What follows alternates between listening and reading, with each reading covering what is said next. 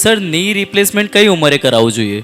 ની રિપ્લેસમેન્ટની કોઈ ઉંમર નથી હોતી. ની રિપ્લેસમેન્ટ 40 વર્ષની એજમાં પણ થઈ શકે અને 90 વર્ષની એજમાં પણ થઈ શકે. પણ એવું નથી કે બાજુવાળાએ કરાવ્યું ને આપણે કરાવવું જોઈએ. એ જસ્ટ ત્યારે જ કરવું જોઈએ જ્યારે ઢીંચણમાં ઘસારો થયો હોય. એટલે જ્યારે એવું કોઈ પણ દર્દી અમારી જોડે આવે કે જેને ઘૂંટણમાં દુખાવો છે, તો પહેલા આપણે ઇવેલ્યુએટ કરતા હોઈએ છીએ કે શેના લીધે ઘસારો છે. લગભગ યંગ પેશન્ટમાં મોસ્ટ ઓફ ધ ટાઈમ નાની લિગામેન્ટ ઇન્જરી કે કોઈ એ ટાઈપની ઇન્જરીના રિલેટેડ ની પેઇન હોય છે, તો એની ટ્રીટમેન્ટ અલગ હોય છે. પણ માની લો કે સાંધો ઘસાઈ ગયો છે, એ સ્ટેજમાં ઘસારો છે કે જે દવાઓથી કાં તો કસરતથી રિકવર નથી થયો, તો એવા કેસીસમાં આપણે જોઈન્ટ રિપ્લેસમેન્ટ કરવા પડતા હોય છે. અને એની એજ અમુક બીમારીઓ કાં તો મિસએલાઇનમેન્ટના લીધે બહુ નાની એજમાં બી ઘસાતું હોય છે, તો 40 યર્સ 35 યર્સમાં બી કરી શકાય. અને ઘણા દર્દીઓને એવું હોય કે 60 યુઝ્યુઅલી કે જેમ આપણી એજ વધતી જાય એમ દરેક સાંધાના જે જોઈન્ટ હોય એ વીક પડતા જાય, અંદરના લિગામેન્ટ્સ વીક પડતા જાય, એમ સાંધો ઘસાતો જાય. એકવાર સાંધો ઘસાઈ જાય પછી એને રિપ્લેસ કરવો જોઈએ. આઈડિયલી છે કે 60 યર્સની આજુબાજુ most of the time patients કરાવતા હોય છે કે એના પછી